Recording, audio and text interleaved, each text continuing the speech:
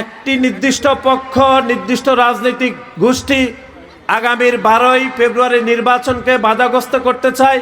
তারা নির্বাচন থেকে সরে আসার পায়তারা করছে এবং বাংলাদেশ জাতীয়তাবাদী দলের নেতাকর্মীদের সাথে ইচ্ছাকৃতভাবে গণ্ডগোল বাঁধিয়ে তারা অনাকাঙ্ক্ষিত পরিস্থিতি তৈরি করতে চায়, যেরকম পরিস্থিতি আমরা শেরপুরে দেখেছি।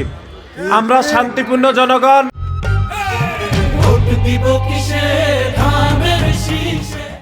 আমাদের দল শান্তিপূর্ণ, আমাদের দলের চেয়ারম্যান শান্তির কথা বলছেন, আমাদের যারা ভোট দিবেন তারাও শান্তিপূর্ণ জনগণ।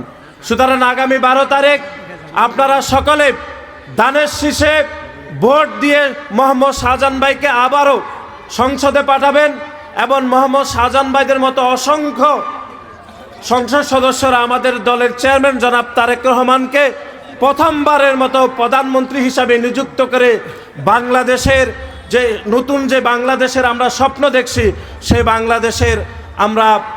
বাংলাদেশ আমরা পূরণ করতে পারবো। বৃহত্তর নোয়াখালী জামাত জীবনে কোনোদিন প্রতিদ্বন্দ্বিতাই করতে পারে নাই অতীতে। তারা এখন নাকি 6টি আসন পেয়ে যাবে, তারা আজকে লেকচার দিয়ে চলে গেছে। তাহলে এই যে ভুয়া বক্তব্য দিয়েছে, জনগণকে বিভ্রান্ত করেছে, তার প্রতি উত্তর আগামী 12 তারিখ দিতে হবে না? আগামী 12 তারিখ আপনারা অতীতে যেভাবে শাহজাহান ভাইকে আপনারা ভোটের মাধ্যমে 4 বার সংসদে পাঠিয়েছেন, আরেকবার পাঠাইতে হবে না? শুধু সদর সুবর্ণচর নয়, নোয়াখালীর 6 আসন আমরা আমাদের দলের চেয়ারম্যান জনাব তারেক রহমানকে উপহার দিব না? আমাদের দলের চেয়ারম্যান জনাব তারেক রহমানের নানার বাড়ি হচ্ছে নোয়াখালী, আমরা কি ওনাকে অসম্মান করব? করব না। সেজন্য আগামী 12 তারিখ আপনারা সকলে একদম নামাজ পড়ে সকালবেলা ভোট কেন্দ্রে চলে যাবেন এবং আলহাজ শাহজাহান ভাইকে বিপুল ব্যবধানে ভোট দিয়ে আপনারা জয়যুক্ত করবেন। পারবেন না ইনশাল্লাহ? যে আজকে নোয়াখালী জেলাতে যে নতুন একটি রাজনৈতিক জোট হয়েছে, তারা বক্তব্য দিয়েছে শুধু যে এটি বক্তব্য সীমাবদ্ধতা রাখেনি, বরং রাজনীতির যে শিষ্টাচার সেটিকে ব্যাপকভাবে লঙ্ঘন করেছে বলে আমরা মনে করি।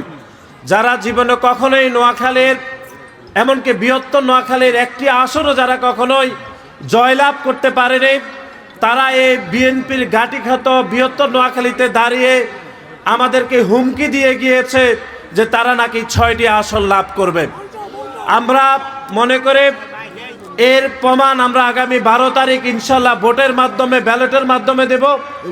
এবং একটি নতুন যে রাজনৈতিক দলের মুখপাত্র হিসাবে আপনারা দেখেছেন যে আসিফ মাহমুদ 2 দিন আগে বক্তব্য দিয়েছেন আমাদের দলের চেয়ারম্যানকে উদ্দেশ্য করে। তিনি বলেছেন আপনি বাস থেকে মাটিতে নামুন, তিনি বলেছেন না?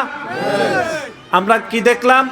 ঠিক তার পরের দিন আসিফ মাহমুদের পেয়ারে আমির পরের দিনে বাসে উঠে গেছেন, বুঝছেন না?